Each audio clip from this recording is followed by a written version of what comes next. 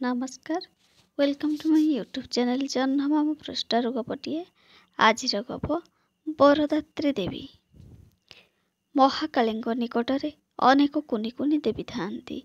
सेमानक भितरु जणे दिने महाकाली को कहले, देवी मु थरे जनपदरे रही किछि पूजा पाइबाकु चाहे, मते अनुमति मिलू। महाकाली कहले, जाई पारू, किंतु सावधान, यथेष्ट ज्ञान और विवेक खर्च करी काम करिबु, नहले लोकंकर उपकार न होई अपकार हेबो। से टिकी देवी जनक ए उपदेश मानि काम करिबार प्रतिश्रुति देले। महाकाली कहले, तेबे जा। देवी जनक खुशी होई सनातनपुर गाँव रे आसी सेठाकार जमीदार को सपनाइले। जमीदार गोटे मंदिर निर्माण करी देवी मूर्ति प्रतिष्ठा कले। निजे देवी को प्रार्थना कले, माँ मोर संतान नहीं, पुत्र संतानटीए हेउ। परे परे तांकर पुत्र लाभ हैला। अवश्य भविष्यत से पुत्र जे कुलांगार हैला से कथा भिन्न, किंतु लोके जानिले देवी को प्रार्थना करी जमीदारंगर पुत्र प्राप्ति हैला। जमीदार भी निज प्रतिष्ठित मंदिरर देवी केले प्रत्यक्ष से कथा गाँवर सब लोक बारंबार कहले। फल लोके आसी नानादी बर मागिले। देवी यथासाध्य से सब को मंजूर करती। गाँवर अधिकांश लोक चाषी, साधारणतः से भल फसल पर प्रार्थना करिथांती। देवी मेघ मान कौनसी मते प्रवर्ताई ठीक समय रे और जेतिकी मात्रा वर्षा हेले भल हेबो ताहा कराई दियंती। फसल भल हुए। लोके खुशी होई देवी को नानादी भेटी दियंती। दिने दूर सहरर जने बणिक आसी देवी को कहला, माँ शुणुछि तुमर बहुत शक्ति, तमे समस्त प्रार्थना पूर्ण कर। मु सार बेपारी, सार जमिति भल बिक्री हेबो मते सही बर दियो। मोर लाभ हेले मु तुमको सुना थालीटिए भेटिदेवी। से देवीटी रूपा थाली पर्यंत पाइथिले। सुना थाली प्रस्ताव रे खुशी होई से तथास्तु कहिले। या पर देखागला फसल मोटे भल हेउ नाही।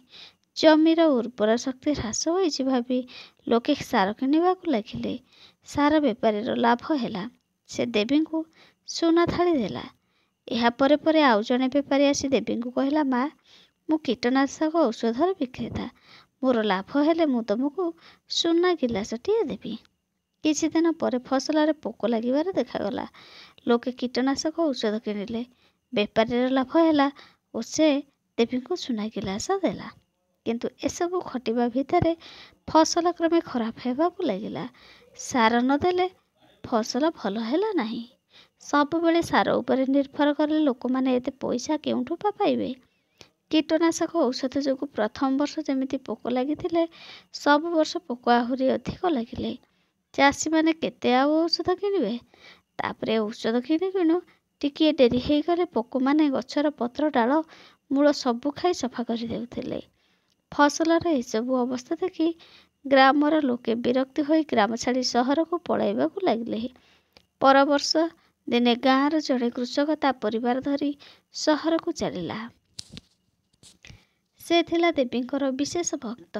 देवी बुढ़ी बेशरे ताकू बाटरे पचारिले, बाप गाँ छाड़ी कुआड़े जाउछु? कृषक कहला, कौन कहिबी माँ, फसल नष्ट हैला, फल खाइबाकु अंटु नाही। सहर रे मोर जणे बंधु अछंती, मो बाई चाकरीटिए जोगाड़ करिसेंती, तेणु जाउछि। या पर जण जण करी गाँ छाड़ी जीवाकु लागिले। देवी को सीना सुना थालिया और गिलास मिलिला, किंतु सेथिरे से अनुपातर मूल्यवान भोग और दूध भेटी मिलिला नहीं। लोके गोरु गाई भी बिकी देउथिले। दिने देवी देखिले सार बेपारी और कीटनाशक औषध बेपारी भी सेमानक डेरा उठाइलेनी। सेमानक जिनिस पत्र गाड़ी रे पठाई देई दुहे चली थांते। देवी बुढ़ी बेशरे से दुही को पचारिले, कुआड़े जाउछ? कुआड़े गलु, तोर सेथिरे कौन जाए आसे? दुई बेपारी रुक्ष भावरे कहले। हठात देवी निज रूप प्रकाश कले।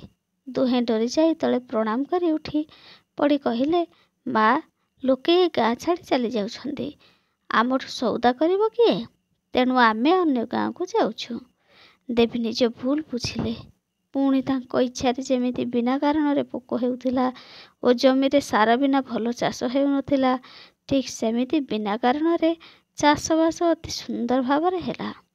ग्राम छाड़ी सहर जाइथिबा लोके पुणी ग्राम को फेरिले और देवींकर पूजा पुणी धूमधाम रे चलिला।